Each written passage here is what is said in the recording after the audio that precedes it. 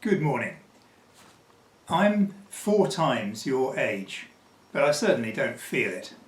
One of the many great things about living and working in a place like this is that while most men of my age would either be trudging off to some ghastly office or dreaming about pottering in their garden shed when they retire, I get to spend my life with bright young people doing amazingly creative things, living life to the full, with energy and talent that you show in so many ways, from the classroom to the sports field, and particularly this week in so many fabulous performances in the Festival on the Close.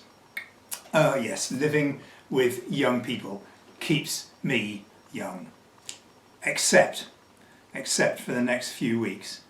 At this time, every year, there comes the same brutal reminder that whatever I might feel like inside, and however I might like to behave, I am not, in fact, a teenager. We may inhabit the same geographical world, but our social worlds are miles apart. I am speaking, of course, about Love Island. You love it, I hate it, and that is why, although we can have a good professional relationship, we can never be friends. I know I talk about it every year, and maybe I shouldn't draw attention to it. I should just get over myself, just ignore it. But I do not want there to be even the slightest doubt that that programme undermines and contradicts everything we want our community here to stand for.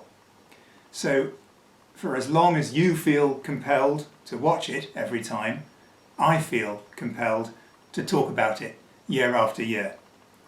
You're probably bored of hearing me say it. I'm pretty bored of saying it, to be honest. But I would feel I had failed in my duty as your chaplain, and not just as your chaplain, but as an adult in your world, if I let it pass with even the possibility that anyone should think it's okay.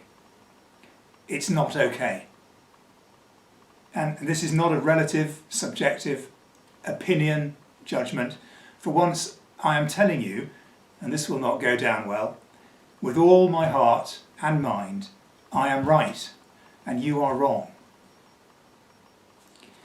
Love Island appeals to the shallowest and most divisive of human instincts.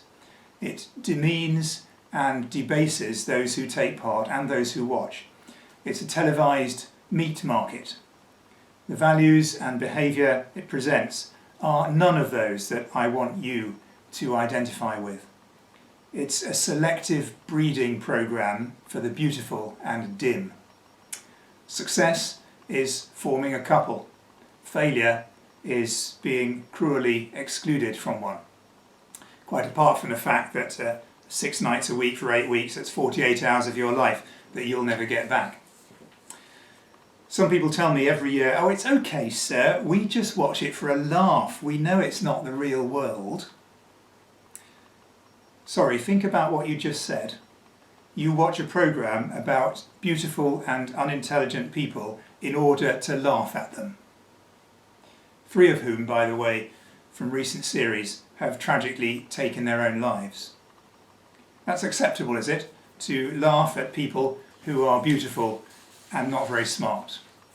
What if it was people who have brown skin and speak with an unusual accent? Would it be acceptable to laugh at them, as long as you're doing it with irony, of course, and you know it's not the real world? Or maybe you're not watching for a laugh. Maybe you're watching with sincerity, with admiration, even with aspiration. I don't know which is worse. Okay, having identified myself as completely out of touch with the young, an unrepentant old fogey, I know that for me to sit here and say, don't watch Love Island, would be about the most futile thing I've ever done in a life liberally sprinkled with futility. So I don't say that, however much I would like to. 2 years ago at this time, I issued the school a challenge.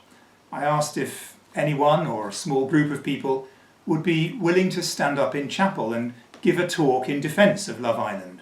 Try to explain why it's such catnip to your generation, why more people apply to it than apply to Oxbridge.